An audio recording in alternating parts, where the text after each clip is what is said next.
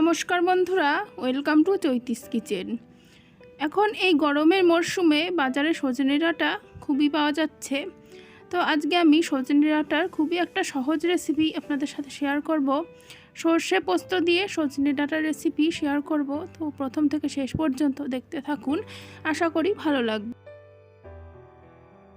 রান্নার জন্য দেখুন এই কচি সজনে ডাঁটাগুলো আমি নিয়ে নিয়েছি, আর এগুলোতে একদমই আঁশ থাকে না। আর এখানে পোস্ত বাটা রয়েছে, আর সর্ষে গুঁড়ো জলে গুলে পেস্ট তৈরি করে নিয়েছি। আর এখানে রয়েছে চেরা কাঁচা লঙ্কা। আর এবারে রান্নার জন্য গ্যাসে কড়াই বসিয়ে দিয়ে দিচ্ছি পরিমাণ মতন সর্ষের তেল। সর্ষের তেলে এই সর্ষে পোস্তর যে কোনো রান্না খেতে খুবই ভালো লাগে। তেলটা গরম হয়ে গেলে তেলে এখন আমি কালো জিরে ফোড়ন দিয়ে দিলাম। আর ফোড়নটা থেকে সুন্দর গন্ধ বেরোতে শুরু করলে দিয়ে দিচ্ছি কেটে রাখা আলু। আলুগুলো ভালো করে লাল করে ভেজে নেব।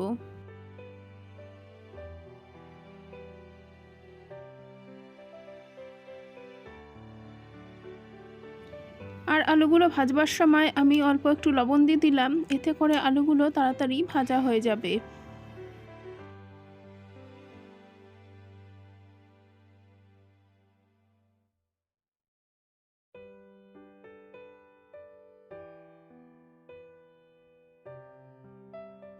আলুগুলো ভাজা ভাজা হয়ে এলে এখন কেটে রাখা সজনে ডাঁটাটা দিয়ে দিচ্ছি।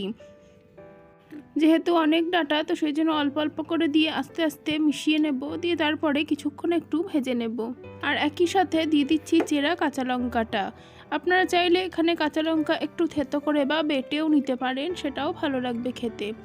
আর অল্প একটু লবণ দিয়ে দিলাম, আর একই সাথে দিয়ে দিচ্ছি একটু চিনি, এতে করে ডাঁটাগুলো তাড়াতাড়ি নরম হয়ে যাবে।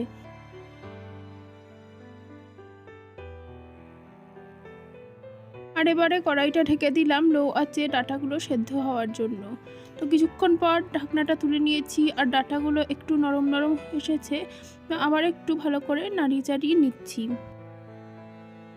ডাঁটা আর আলুটা ভাজবার সময় এবার আমি অল্প একটু হলুদ দিয়ে দিলাম। হলুদ দিয়ে ভালো করে মিশিয়ে নেব, আর তারপরে ভালো করে ভেজে নেব। ডাঁটা আর আলুটা ভালো করে ভাজা ভাজা হয়ে গেলে এখন দিয়ে দিচ্ছি বেশ কিছুটা পরিমাণে জল। জলটা একটু বেশি পরিমাণে দেব, যাতে ডাঁটা আর আলুটা ভালোভাবে সেদ্ধ হতে পারে।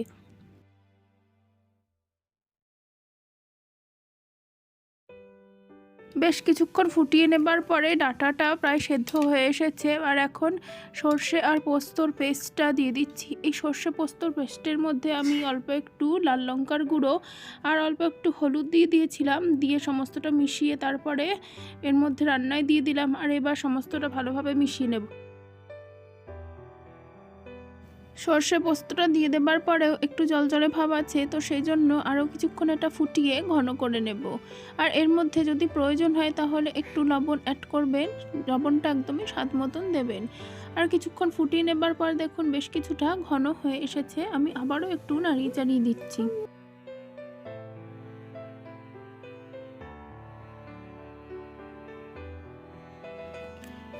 বেশ কিছুক্ষণ ফোটানোর পরে সজনে ডাঁটা সর্ষে পোস্তটা একদমই রেডি হয়ে গেছে, ফুটে বেশ ঘন হয়ে গেছে। আর এই পর্যায়ে আমি নামিয়ে নেব। এর থেকে বেশি শুকনো করলে একদমই শুকনো হয়ে যাবে, সেক্ষেত্রে ঝোল থাকবে না।